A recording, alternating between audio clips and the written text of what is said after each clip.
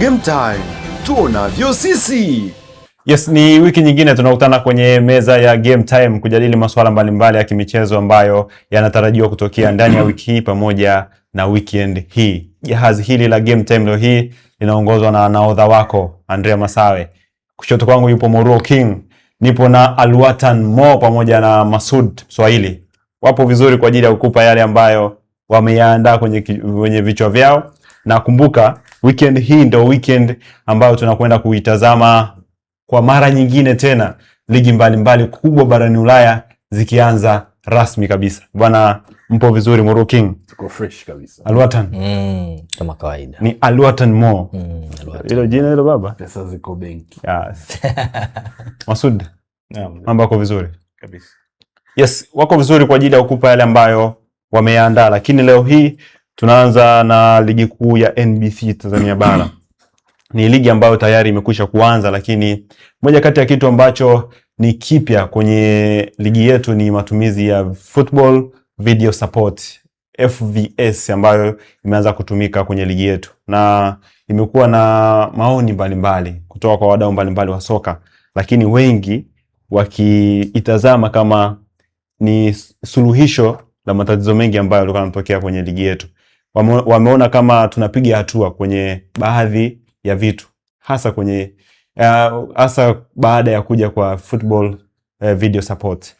Nimeleta kwenu kwenye meza ya Game Time. Kwa upande wenu, baada ya kuanza kutumika kwenye michezo baadhi, hasa ule wa dabi ya kule Zanzibar pamoja na michezo baadhi ya ligi, huu mfumo kwenu nyie mmeuona vipi? Umekuja kutibu tatizo la baadhi ya makosa ya waamuzi wetu, ama bado kuna changamoto tusubiri VAR? Masud. Maana Masud ndio mtu wa kwanza kabisa kwenye meza ya Game Time kulisema ile swala. Lakini alitag kwa warusha matangazo, ila imekuja FVS. Hii unaionaje Masud? Ni kama kuumwa na kichwa na kupewa Panadol. Kwa hiyo ni kitu ambacho naamini kikitumika vizuri kitaweza kutusaidia kiukweli. Yes. Sasa hivi kila mwamuzi ama kila mchezaji anajua matukio yanaweza yakarejewa na decisions zikawa overturned. So hiyo ni moja ambayo inafanya vitu figisu zipungue, kwa sababu matokeo maamuzi ya marefari na namna wachezaji ambao wanajua the whole situation kwamba marefari wanafanya maamuzi ya ajabu, so it's easy hata kwa wao kucheza kwa kujua maamuzi yanaweza kaenda upande wako hata kama yakiwa sio sahihi. Sasa hivi kidogo in the back of their heads wanajua okay, nitafanya matatizo uwanjani, basi naweza nikachukuliwa hatua. Kwa mfano tukio la juzi kwenye game ya Simba na Kagera, I'm sure kama kusingekuwa kuna hiyo teknolojia probably kadi nyekundu isingetoka kwa Duchu, lakini ilikuwa ni foul mbaya ambayo baadaye ilichukua muda mrefu kama dakika 3 hivi kuanalyze tu, kwa sababu nadhani ni teknolojia ambayo ni cheap teknolojia. Lakini kwa hiyo kwa hakuna engo nzuri za kuweza kuangalia, lakini walijitahidi, walipata engo moja. Kwa kuna engo mbili tu walikuwa wanaziangalia, engo ya nyuma ambayo ndio ilikuwa inaonyesha clear na engo ya kama ubavu namna hiyo, lakini maamuzi yalitoka na alikuwa maamuzi sahihi kwa sababu ilikuwa ni rafu mbaya sana. So siwezi kusema itakuja kutibu kabisa moja kwa moja tatizo ambalo tumekuwa nalo kwa muda mrefu la maamuzi mabovu, lakini itasaidia, inaweza ikaleta unafuu kama ikitumika sawa sawa. Yes, Bwana Alwatan, kuna hii teknolojia imekuja, lakini kuna baadhi ya vitu ambavyo vipo kwenye hii teknolojia na ni vya kuboresha. Nikitolea mfano tukio ambalo tulikuwa tunazungumzia off camera hapa, tukio la goli la Bwana Shalulile kwenye mechi dhidi ya Namungo. Kuna baadhi ya engo tunazikosa. Kipi ambacho zaidi cha kuboresha ili mfumo huu uweze kuendana na mahitaji ambayo kama wana michezo tunahitaji? VF wanasema video support referees, ndio. Ni kitu kizuri, lakini lazima tujue kwanza kwa nini tumeamua kwenda kwenye video support referee na tuliachana na VAR. Sababu ziko nyingi, lakini sababu kubwa ni gharama. Gharama kwa maana ya rasilimali watu lakini pia gharama ya kamera. VAR nafikiri inatumia kuanzia kamera 8 na kuendelea. Lakini kwa mujibu wa video support kamera 1 mpaka 4 unaweza uka access. Kwa hiyo umeona kuna tofauti ya kamera karibu 4.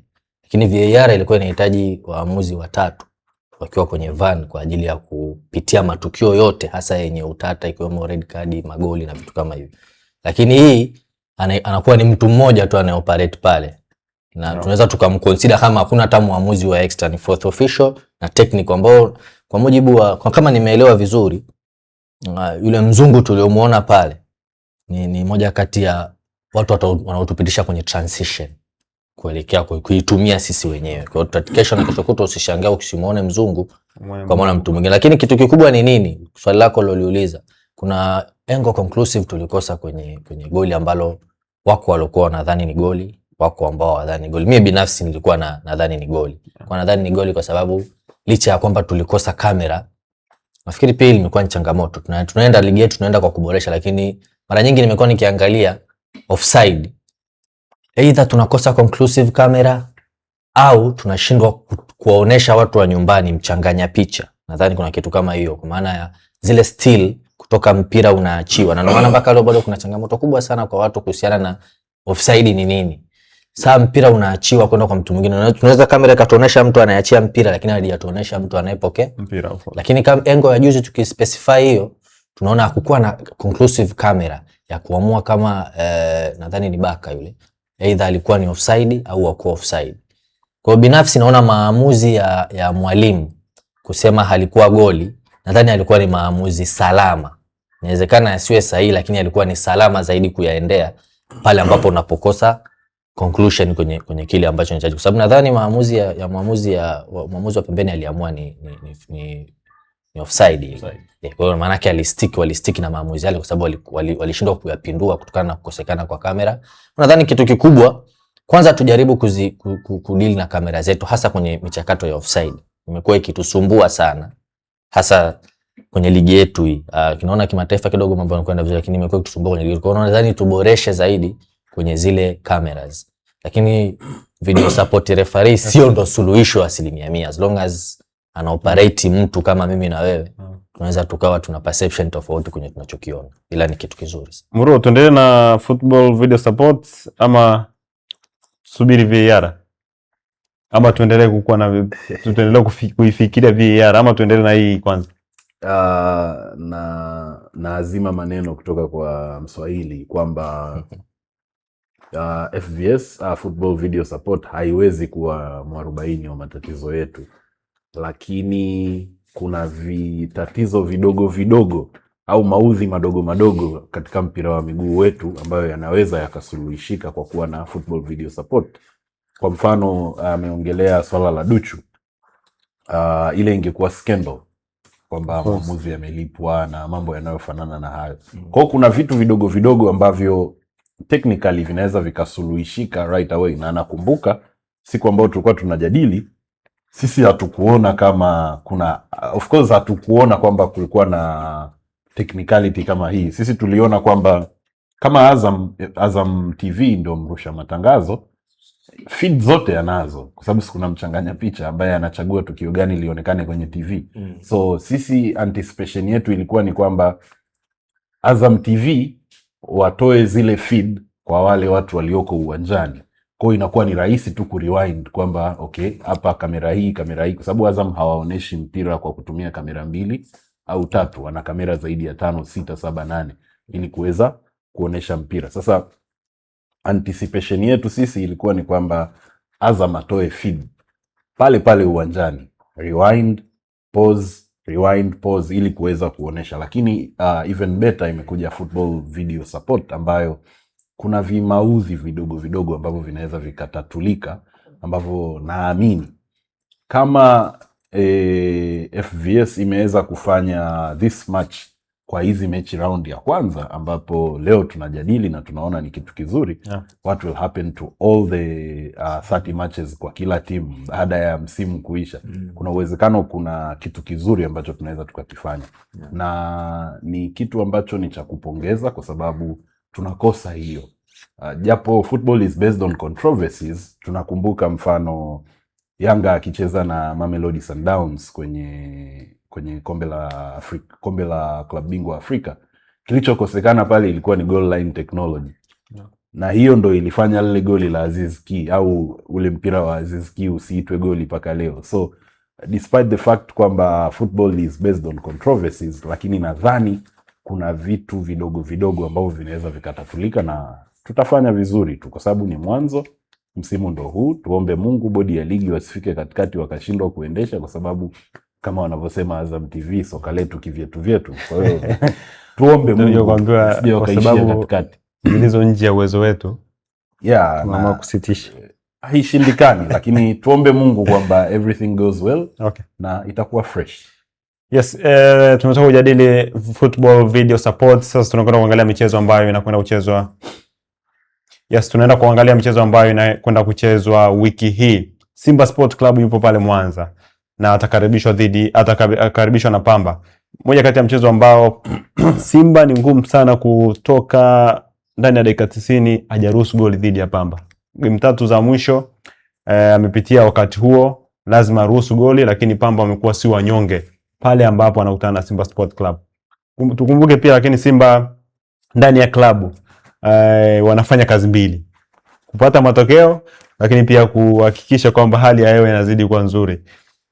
Bwana Alwatan Mo, game hii kiutaalamu tunaiangalia vipi, hasa tukizingatia Simba Sport Club wanakwenda kumkosa Kasale ambaye ni goalkeeper namba 1 wa club, lakini pia Libase Gweye hata ukosa mchezo huu kwa mujibu wa kocha wake. Mchezo huu unakwenda kuwa wa aina gani kwa upande wa Simba Sport Club, hasa wanapoenda kuwakosa watu wawili? Eneo la winga Libase akikosekana, of course tunaona pengo, lakini goalkeeping tunafahamu kuna matatizo gani pale? Haijawahi kuwa game rahisi nadhani. Yeah, Simba dhidi ya Pamba imekuwa na controversies za hapa na pale, lakini inategemea mnakutana muda gani. Unajua saa nyingine kuna mwanzo, kati na mwisho. Kwa hiyo pia inaathiri sana kuangalia timu imetoka kwenye pre-season inaenda wapi, ina mwalimu mpya au ina mwalimu mpya, ina maingizo mapya, tuna integrate vipi, nani kasajili vizuri, nani yuko kwenye vibe, kwa sababu mpira wetu kivyetu vibe linahusika, yani uwezo ukakataa na tunacheza nje zaidi tunajua. Simba wamekosa X factor. Inawezekana wanayo X factor, lakini kwa namna tulivyokuwa tunaitathmini X factor na tunaitegemea, tunadhani Simba wamekosa X factor. Lakini X factor sidhani kama ina umuhimu sana kwenye ligi yetu ya ndani. Nadhani hata watani wao wa jadi walikuwa na focus zaidi kujiandaa kimataifa, na ndio malengo ya vilabu hivi viwili. Kwa game ya Pamba ya kesho kutwa ya kesho sioni changamoto yoyote watakaoipata Simba Sports Club. Japo mpira uwezo ukautoa 100% au 50-50 kwa sababu una matokeo matatu. Nachokiona kitu kikubwa kwa Simba, wana kikosi kipana. Unajua level ya ushindani kwenye ligi yetu lazima tukubali, si kubwa kama ligi nyingine ambazo tunazokutana nazo, na ndio maana tunapata shida sana kwenye saa nyingine CAF Champions League, kwa sababu haya ndo kama mazoezi yetu ya kwenda kucheza CAF. Sasa kama unakutana kila siku na mtu yule mwenye quality ile ndogo, sibezi Pamba, lakini lazima tu acknowledge pia hilo kwamba level ya Simba na level ya Pamba kwenye kila engo ni vitu viwili tofauti, japo mpira unachezwa uwanjani. Kwa probability au possibility na hapa ni Simba na ushindi zaidi ya goli 2. Kwa hiyo Bwana Masud, kuna kauli inatembea kwa wana soka ama watu wa michezo wanasema Simba anaweza akawa mbovu mbele ya Young Africans, lakini kwenye hivi vilabu vingine Coastal, Pamba ni giant. Hii inatokana na nini sasa? Simba na Yanga ni giant wa Tanzania. Wala ina pepesa macho. Hizi ni timu kubwa ambazo ni za muda mrefu na zimeweza kusustain kwa muda mrefu sana. Ndo sweetheart wetu hapa Tanzania sisi hapa. Kwa hiyo wana msuri kifedha, wanaweza wakanunua wachezaji ambao wanajisikia kununua. Imefika mahali sasa hivi kuweka bilioni 5 kwa mchezaji mmoja sio kitu kikubwa sana. Lakini at the same time kuna timu ambayo kusafiri kutoka mkoa mwingine kwenda mwingine wanapata changamoto. So huwezi kucompare. na hatuna misingi mizuri ya namna ya ku distribute pesa za wadhamini, sijui ni TV rights hizi za kuweza kuwasaidia. Ni pesa ambazo zinawasaidia kwa kiasi kidogo sana, you know. So it's mile apart, Simba na Pamba. Japokuwa ni timu ambazo wamezoeana. Simba wanapataga tabu CCM, itakuwa ni CCM Kirumba, si ndio? Simba wanapataga tabu sana CCM Kirumba, lakini si kwa sababu Pamba ni wako bora sana, kwa sababu Pamba wako nyumbani, wana watu wanawashabikia, so it's just wako excited kwamba tukishinda game yao itakuwa ni story. Lakini kiuhalisia kama alivyosema Mo, sioni namna ambavyo Simba wanaweza kupata tabu regardless ya hao watu wawili, Kasali na Idris kwa sababu Simba wana wachezaji wengi sana ambao wana quality zaidi ya wachezaji wa Pamba. Siwezi kusema ni wachezaji wakubwa sana, lakini angalau cream yao iko vizuri kuliko Pamba. So si game ambayo naona Simba watapata tabu kiukweli, na hayo yanajitokeza kwa sababu ya ubora wao wa hizi especially hizi timu mbili za juu. Yes bwana, baada ya kuiangalia Simba dhidi ya Pamba bwana, toka mwaka 2021 pale Coastal Union hajawahi kupata goli lolote akicheza na Young Africans, na mechi inayofuata Alhamisi hii Young Africans watakuwa uwanjani dhidi ya Coastal Union, Young Africans akimwalika Coastal Union uwanjani. Hii booster ambayo Young Africans wameifungua toka akicheza mechi ya ngao ya jamii dhidi ya Simba Sport Club. Kwanza tukianza kwenye usajili, wamebamiza kweli, wameanza ligi kwa nguvu dhidi ya Coastal Union. Coastal Union watumie mbinu gani kuwazuia hawa majiant?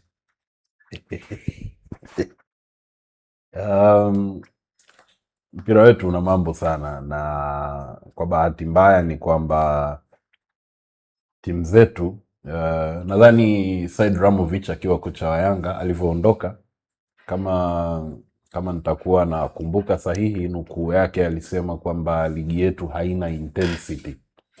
It's the same ambacho Mo amesema na Masuda amesema pia kwamba ushindani kwenye ligi yetu sio mkubwa sana. Ndio maana for the past 3 seasons bingwa anaamuliwa na mechi ya Simba na Yanga, actually Simba dhidi ya Yanga. Kwa mfano msimu huu uliopita bingwa aliamuliwa na ile mechi. Wote tulikuja sehemu tukasema laiti kama Simba angeshinda ile mechi waliotoka 2-2 hapa Meja Jenerali Samuyo, kulikuwa na uwezekano wa Simba kuchukua ubingwa. Msimu uliopita kabla ya msimu huu ulioisha, mechi ya mwisho iliamuliwa na Simba dhidi ya Yanga. Hiyo inaonyesha kwamba intensity ya ligi yetu ama ushindani wa ligi yetu sio kwa kiwango kikubwa sana. Nasema hivi nikiwa na maanisha kwamba the same alivyosema Yusuf kwamba Mswahili kwamba Pamba kumzuia Simba ni habari. Kwanza kila mtu atashangaa kwamba Simba ana shida gani. Mo amesema hapo kwamba matokeo ya Simba dhidi ya Pamba yanategemea mzuka. Matokeo yanategemea mzuka in a sense kwamba wakati huo Simba anahitaji nini. Hii mechi inachezwa, hii ni mechi ya kwanza, ya pili actually ya ligi. Kwa hiyo pressure ya Simba sio kubwa kama ingekuwa ni mechi ya 29 kwenye ligi. Hapo tungekuwa na uhakika kabisa kwamba hapa atakayepoteza anakuwa amepoteza vikubwa. Simba are going through a lot sasa hivi kwa sababu wako fragmented. Kuna upande wa mashabiki, kuna upande wa Mangungo, kuna upande wa Crescentius Magori, kuna upande wa Mo, kuna upande wa Jeruti. So na kuna upande wa wachezaji. Na kuna upande wa wachezaji actually ambao hatujui wako upande gani. Kwa hiyo the issue is Simba wanahitaji actually Yanga wanahitaji points kutoka kwa Coastal ili kuhakikisha kwamba nyinyi pamoja na kwamba Simba mnaendelea kugombana huko, sisi kiberenge kimewaka. So sina matazamio yoyote kutoka kwa Coastal Union kwa sababu mpira wetu wa miguu unategemea mzuka, wakati huo unahitaji nini. Na Yanga sasa hivi wanachokifanya, ukiangalia aina za sajili ambazo Yanga wamefanya, si kwamba ni sajili za kutisha.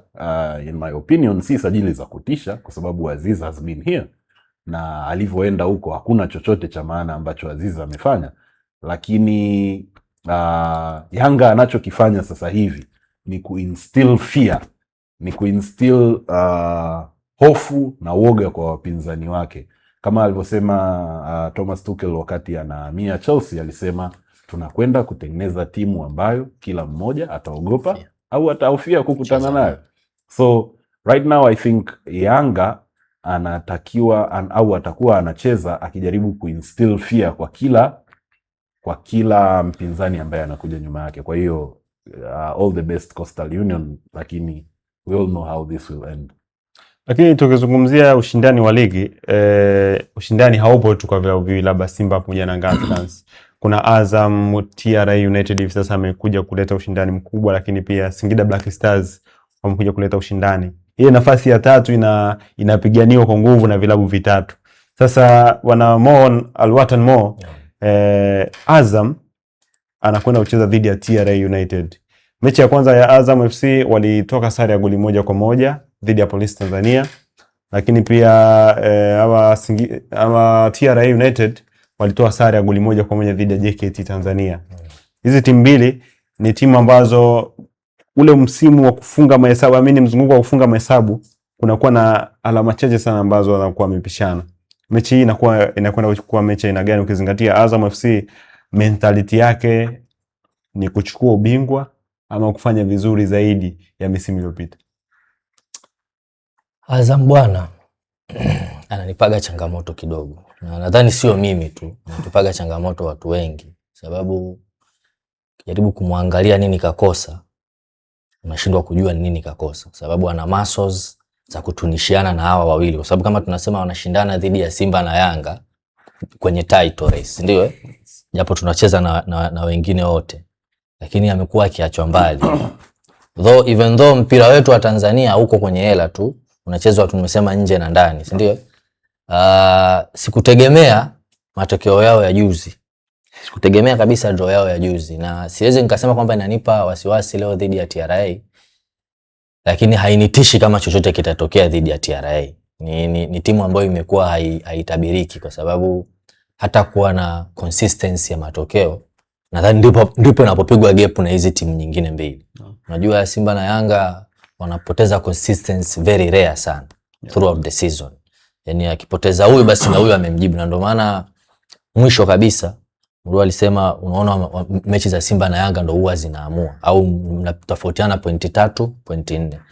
Lakini hapo ukimwangalia unamkuta Azam yuko wapi muda huu? Unamkuta Azam yuko mbali, kiasi kwamba hakuwa kwenye title race. Unajua unapokuwa kwenye title race au mbio za ubingwa, basi at least tuone bado game 4, game 5 kuelekea hapo unakuwa uko vizuri. Lakini Azam so far yuko kwenye title race. Kwa matokeo mechi ya TRA dhidi ya TRA, mimi ninasema wale wa kubeti wanaweza wakatoa sadaka lao. Azam unaweza ukamwekea hela asubuhi, jioni akadai chenchi yake au akakulaumu baadaye. Yani unaambiwa amnaga msiba unakuwa una mapulizo wala hamna kadi kwenye msiba. Kwa hiyo Azam ni mtu ambaye umtegemei. Naona Azam akishinda dhidi ya TRA kwa sababu ana kila sababu ya kushinda. Ndio hapo ndo kinachonichanganya mimi, kwa sababu Azam ana kila sababu ya kushinda na wachezaji wazuri ambao wanaweza kuingia katika hivi vilabu vingine vyote. Tunajua saa nyingine mpira ni hype, lakini wachezaji wa Azam si wabaya. Wachezaji ambao wanacheza Simba na Yanga ndio wachezaji, si huyu Faisal ambao ndo wanamsema X Factor tulikuwa tunamhitaji pale, na umekuwa wakibadilisha. Ukutegemea kama Kaminko angeweza kuondoka pale, ni mtu ambaye tulimwangalia misimu miwili tukaona ni enka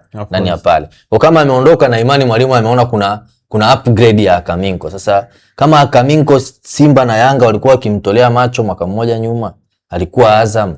Manake Azam inaweza kuhold wachezaji wazuri, inaweza kuwa na wachezaji wazuri. Kwa hiyo inatakiwa iwe na expectations kubwa kwao kudeliver. Lakini imekuwa ni tofauti. Inawezekana pia kwa sababu soka letu linachezwa, narudia tena, linachezwa nje sana, na Azam inawezekana kwenye mpira huu figisu za miaka ya 70 kwa sababu wa kuzipitia inakuwa ni ngumu kukomana. Nadhani pia kuna maneno fulani nilimsikia na ongea Midimao, mmoja kati ya mchezaji ambaye amekuwa Azam kwa muda mrefu sana.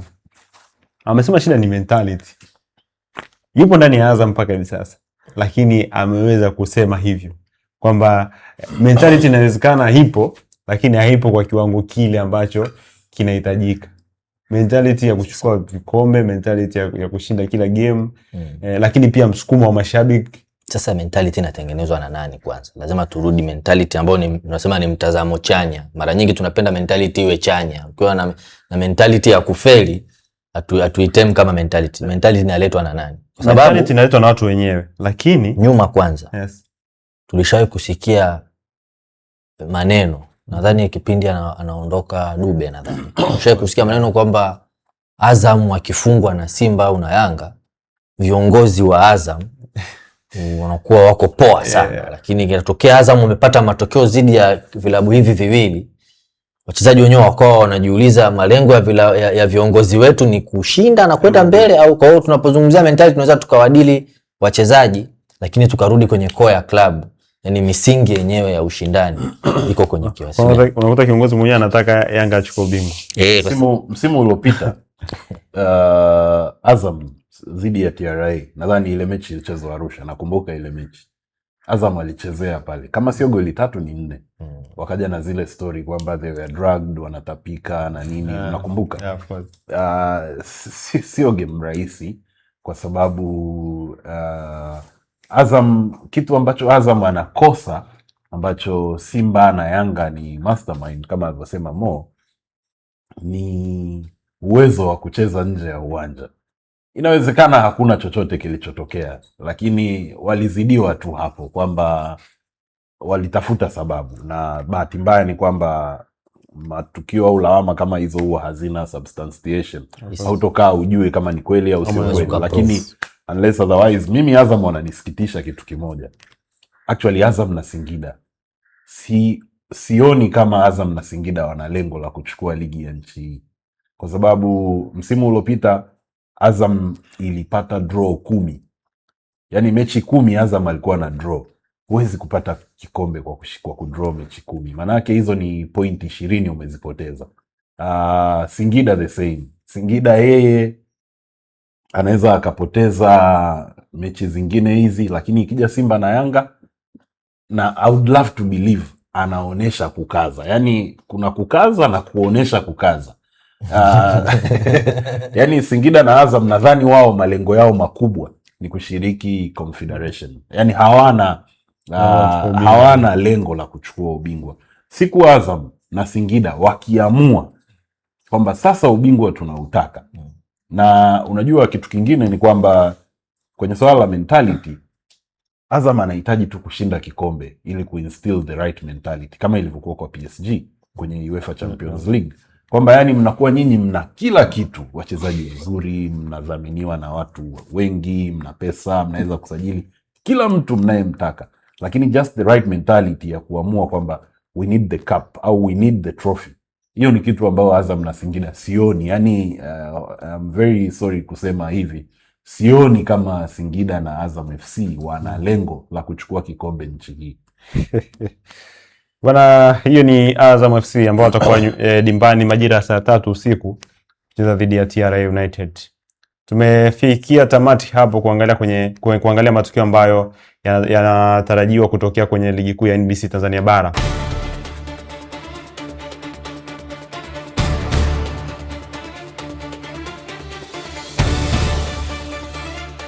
Game time, tuonavyo sisi.